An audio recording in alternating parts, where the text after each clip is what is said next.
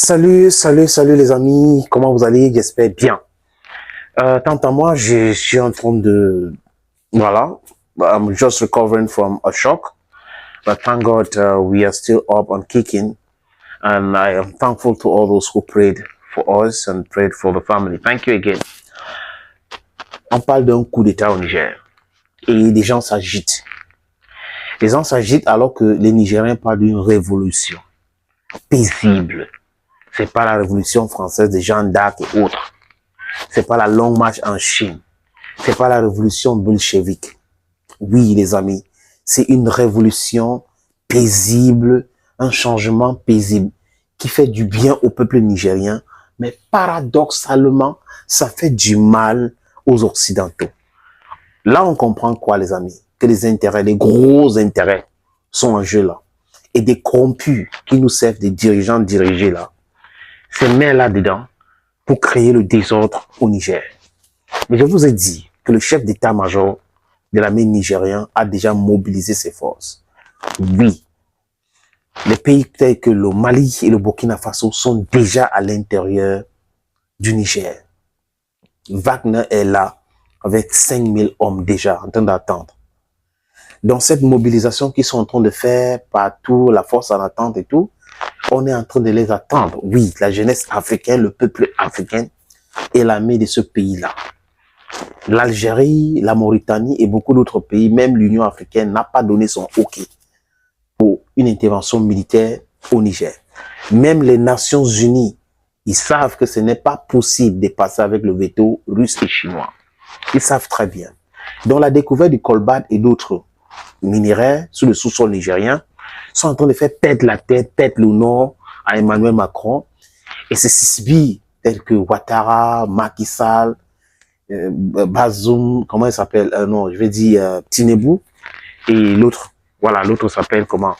Patrice Talon. Ils perdent le nom parce qu'ils sont dans les affaires noires. Et ils ont certainement signé des accords, même avec le diable, pour spolier les sous-sols des pays africains. Oui, les amis. C'est ça la vérité. Maintenant, les amis, j'ai écouté une vidéo du professeur Laurent Koudou-Gbagbo, un monsieur clairvoyant, un papa intelligent, un monsieur qui dit la vérité. Voilà une digne fils d'Afrique, Laurent Koudou-Gbagbo. Et Laurent Gbagbo a parlé fort, tellement fort, les amis, que j'écoute encore ce discours. Et aujourd'hui, je vais vous parler d'une partie très importante du discours de Laurent Gbagbo devant les militants, les Ivoiriens et devant un journaliste qu'il a interviewé. Il a parlé de l'histoire. C'est très important. Les gens ne connaissent pas l'histoire. Il y a des gens qui se mettent à faire des commentaires sur des choses alors qu'ils n'ont pas de faits historiques. C'est toujours très important de consulter l'histoire. Quand vous consultez l'histoire, vous allez comprendre pourquoi vous dites ça et pourquoi vous ne dites pas ça. Et comment comprendre la situation géopolitique, géostratégique d'un pays. Comment a déjà fonctionné telle ou telle autre situation, telle ou telle autre chose. Et en Afrique aujourd'hui, parlons même de l'Afrique de l'Ouest, les amis, ça a été toujours des coups d'État à coups d'État.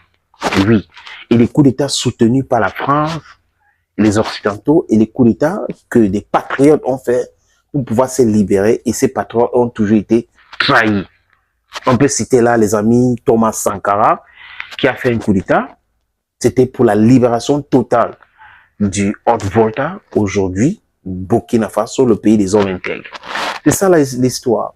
Et Modibo Keïta, qui était là, premier président au Mali, il voulait transformer les choses, sortir de la zone de France CFA. On a fomenté un coup d'État contre lui. Il a été assassiné. Et au Mali, il y a eu des coups d'État soutenus par la France. Au Niger, il y a eu des coups d'État et des coups d'État soutenus par la France. Je peux aller au Tchad, des coups d'État et des coups d'État soutenus par la France.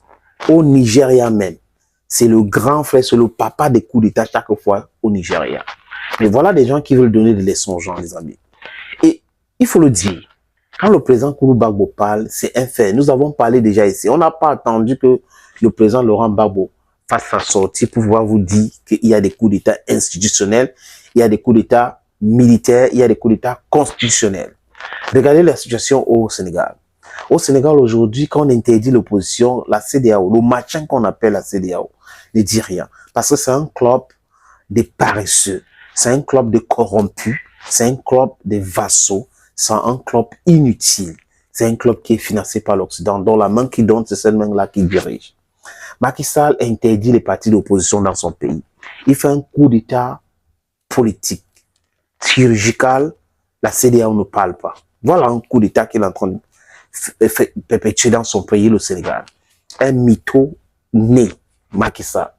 Vous avez le président Patrice Talon, qui est en train de faire un coup d'État chirurgical, politique, constitutionnel, institutionnel dans son pays, soutenu par les maîtres colons, soutenu par l'impérialisme.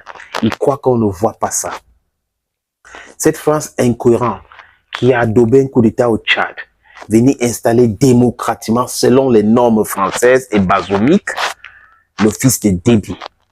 Et parlons de la Côte d'Ivoire. Il y a déjà eu un coup d'État en Côte d'Ivoire. Coup d'État militaire avec Robert Gueye dans les années 2000 et tentative de coup d'État en 2002 et en 2004, les amis, où l'armée française a tiré sur les civils ivoiriens non armés et tué les gens. Jusqu'à aujourd'hui, la France n'a jamais demandé pardon. Et ce vassal, ce sous-préfet qu'on appelle Ouattara, qui pense qu'en mettant les bétons partout à Abidjan, ça fait développer toute la Côte d'Ivoire, n'a jamais demandé quelque chose à la France parce que la France était en train de faire ça pour son intérêt, parce qu'il voulait devenir président vaille que vaille. Donc, il était prêt à marcher sur les cadavres. C'est ce qu'il a fait d'ailleurs. 3000 personnes sont mortes à cause de lui. On a disculpé Gbagbo à la Cour pénale internationale. C'est le tour maintenant de Ouattara d'aller s'expliquer de ce côté-là parce que Gbagbo était président de la République de la Côte d'Ivoire. Les amis, tentative de coup d'État en Côte d'Ivoire en 2002. Il n'y a pas de discours, rien n'est fait. 2004, la France tire sur les gens parce que la France voulait faire un coup d'État contre Laurent Gbagbo. Voilà les choses qui sont claires. Monsieur Ouattara a fait 2 mandats. Lors de son 2e mandat, il change la constitution et par mystère, il se retrouve encore candidat. Et aujourd'hui, avec la construction de pont, il dit qu'il peut avoir un 4e ou un 5e mandat. Voilà ce personnage-là qui est en train de s'opposer à ce qui se passe au Niger. Parce qu'il a peur de son propre pouvoir volé et par la force de la rébellion et les Nations Unies et la France. Les amis, Tinubu a fait un coup d'État électoral. Il est arrivé au pouvoir par le mensonge, par le biais de la CIA. C'est pas moi qui le dis, tous les documents sont là pour attester à ce que je dis là. Allons en Guinée, il y a eu un coup d'État. La CEDEAO, on n'avait jamais rien fait. Avec Dadis Camara. Ombalo, c'est un coup d'État. Même après, on a transformé ça en élection et autres. Donc, on peut citer des pays comme ça qui ont connu cette histoire, cette passé récent au présent, de coup d'État. Et ça fait partie, comme a dit le président Laurent Gbagbo, de notre histoire, de notre façon de vivre. Vous ne pouvez pas laisser des gens qui vont mourir au pouvoir juste pour le fait de vouloir mourir au pouvoir, qui ne font rien pour améliorer la condition de vie de leurs concitoyens ou de leurs citoyens, qui abandonnent leurs citoyens en difficulté à l'extérieur, qui spolient les biens, qui signent les accords bidons avec l'impérialisme et qui matent leur peuple quand le peuple veut se lever pour contester. Et vous appelez ça la démocratie? Non, l'Occident soutient ça uniquement pour ses intérêts. Et nous, quand je dis nous, la légitime, c'est un dirigeant dirigé, pense que c'est ce qu'il faut faire, il reste au pouvoir, il laisse le pouvoir, il transfère ça à leur fils, de gré à gré, et des gens veulent que nous acceptons cet état des choses éternellement.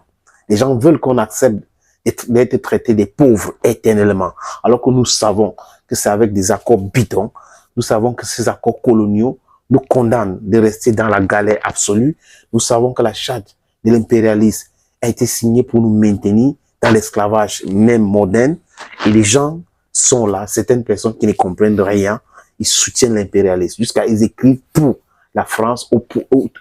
Nous sommes là pour l'indépendance totale de l'Afrique. Et les gens qui vont nous aider d'atteindre ces indépendances-là seront nos amis pour toujours. Oui, parce qu'on a déjà eu l'indépendance politique, nous voulons l'indépendance maintenant économique. Et ce qui nous aide, si c'est les BRICS, si c'est la Chine, si c'est la Russie, c'est une bonne chose pour nous. Chers amis, chers peuples africains, c'est très important de le savoir.